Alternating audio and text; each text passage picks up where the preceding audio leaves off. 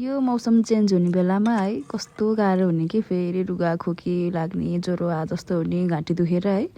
त्यही भएर चाहिँ आज चाहिँ मैले चाहिँ यसो यो रुगा खोकी लागेको अलिक सन्चो हुन्छ कि भनेर खुट्टाको सुप खाने विचार गरेँ होइन। अनि त्यसलाई चाहिँ मैले ल्याउन चाहिँ हिजो लिएर आएको तर पकाउन अल्छिलाएर आज पकाउँदैछु क्या यसलाई। अब पकाउने तरिका त सबैको आफ्नो भइहाल्छ। मैले चाहिँ सिम्पल तरिकाले पकाउन खोजेँ। आज दालहरू पनि पकाउन मलाई अल्छी लागिरहेछ क्या। अनि यसैलाई मिठो बनाएर पकाएर यसकै झोलसँग यसैलाई तरकारीकै रूपमा मानेर यसलाई खाने भनेर चाहिँ मैले पकाउन थालेँ।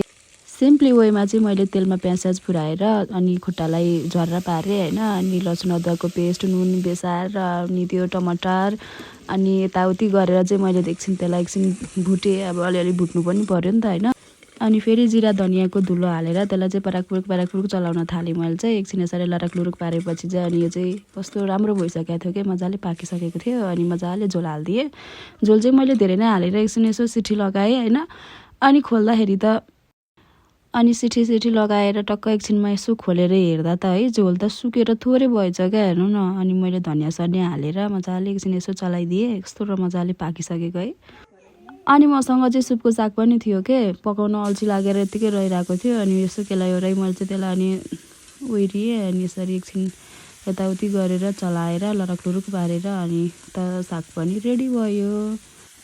अनि आजको खाना चाहिँ मैले यसरी नै रेडी गरेँ। सिम्पल खुट्टाको सुप अनि त्यस पछाडि सुपको साग।